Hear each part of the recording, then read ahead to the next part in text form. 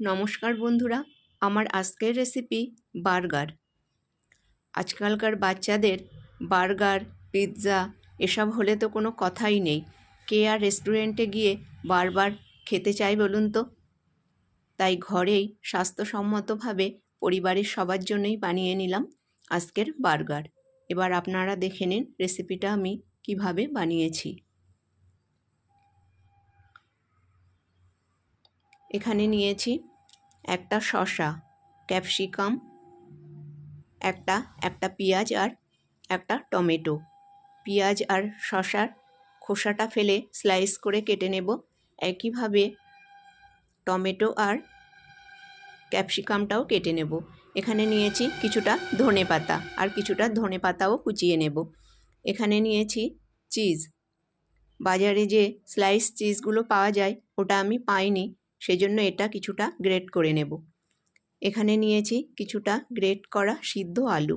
এবার এর মধ্যে দিয়ে দিলাম কাঁচা লঙ্কা, গ্রেট করা আদা আর কুচানো পেঁয়াজ। এখানে আমি 4 রকম জিনিস স্লাইস করে নিয়েছি, আর কিছুটা ক্যাপসিকাম কুচিয়ে নিয়েছি, আর কিছুটা গাজর কুচিয়ে নিয়েছি, বা গাজরটা আমি গ্রেট করে নিয়েছি।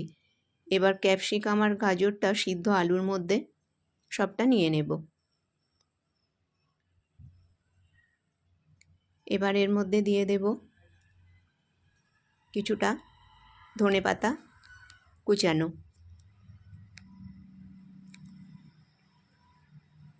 তারপর এর মধ্যে দিয়ে দেব কিছু মশলা।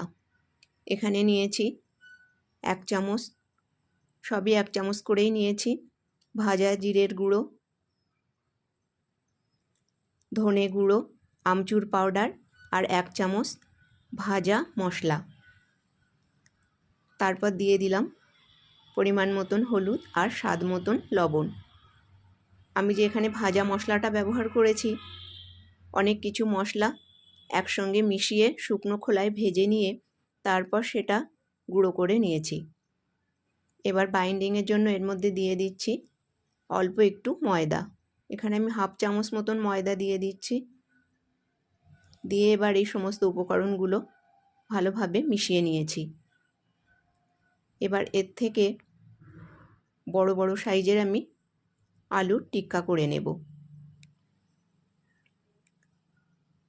এইভাবে হাতের মধ্যে একটু চেপে চেপে এগুলো আমি করে নেব।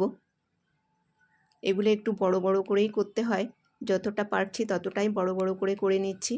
দেখুন এইভাবে আমি এই বাকিগুলো থেকে করে নেব।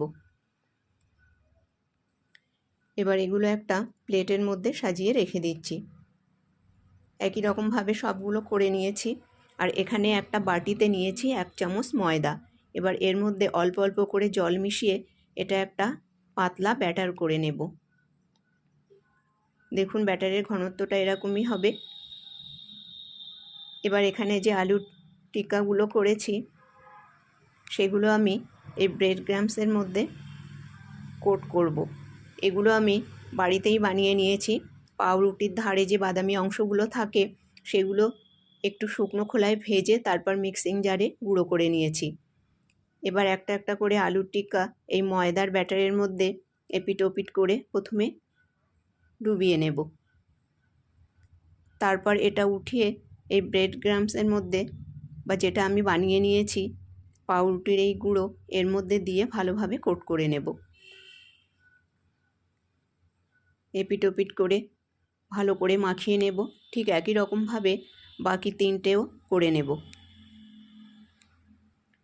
এবার গ্যাসে কড়া বসিয়ে দিয়ে দিয়েছি বেশ কিছুটা পরিমাণ সাদা তেল, আর তেলটা গরম হয়ে গেছে। এবার এই কোট করে নেওয়া আলুর টিক্কা এর মধ্যে দিয়ে দেব।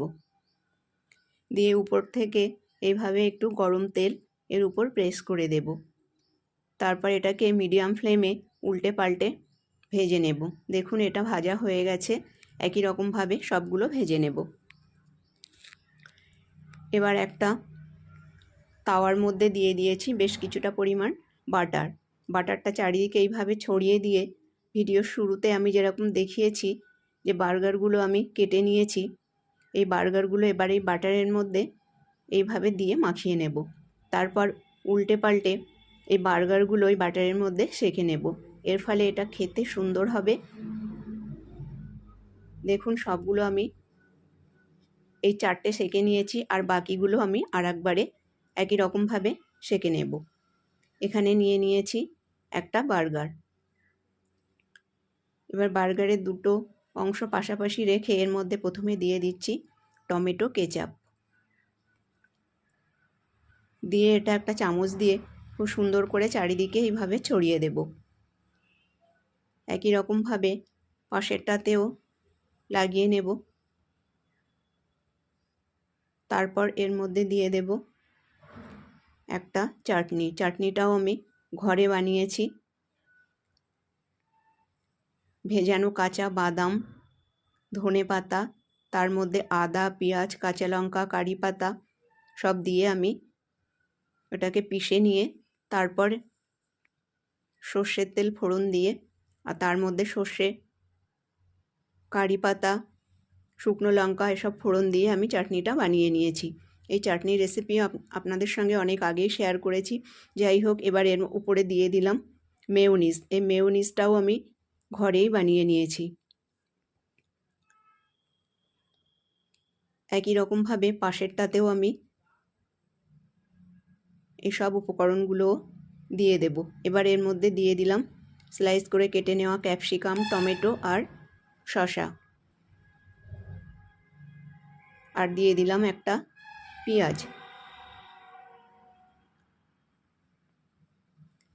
তারপর দিয়ে দেব আলুর টিক্কা,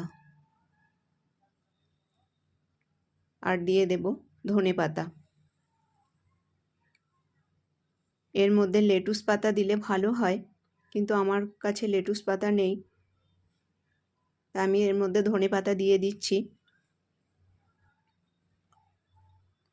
তারপর দিয়ে দেব গ্রেট করে নেওয়া চিজ। তবে নিচের অংশটাতেও একটু চিজ দিয়ে দেব। এই জন্য টিক্কাটা আমি একটু সরিয়ে রেখে তারপর চিজটা নিচেও একটু দিয়ে দেব। তারপর উপর নিচে চিজ দেওয়ার ফলে এটা খেতে আরও সুন্দর হবে। টিক্কাটা একটু সরিয়ে নিয়ে দেখুন নিচের অংশটাতেও গ্রেট করে নেওয়া চিজ দিয়ে দিচ্ছি। দিয়ে এবার আলুর টিক্কাটা বসিয়ে দেব।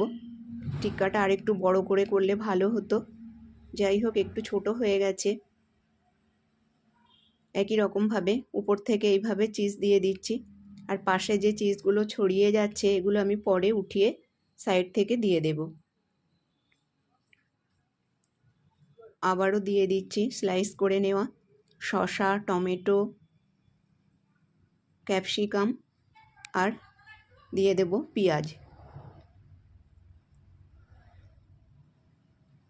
দিয়ে দিলাম পাশের যে বার্গার বেসটা আছে, এই বেসটার মধ্যে একই রকমভাবে আমি ওর মধ্যে মেয়োনিজ আর গ্রিন চাটনি লাগিয়ে নেব। মেয়োনিজের রেসিপি আপনাদের সঙ্গে কয়েকদিন আগেই শেয়ার করেছি, আপনারা চাইলে সেটা দেখে নিতে পারেন। আবারও উপর থেকে দিয়ে দিলাম গ্রেট করে নেওয়া চিজ, আর দিয়ে দিলাম একটু টমেটো কেচাপ।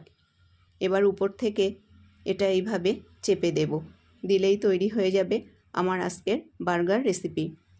বন্ধুরা, আমার আজকের এই রেসিপিটা যদি আপনাদের ভালো লেগে থাকে তাহলে লাইক, শেয়ার এবং চ্যানেলটাকে সাবস্ক্রাইব করে পাশে থাকবেন। দেখুন এইভাবে এই একই রকমভাবে আমি বাকি বার্গারগুলোও সবার জন্য বানিয়ে নেব। এইভাবে আপনারা খুব সহজেই বাড়িতে বার্গার বানিয়ে নিয়ে এভাবে ধরে খেতে পারবেন। প্লিজ ভিডিও ভালো লাগলে কমেন্টে জানাবেন। ধন্যবাদ।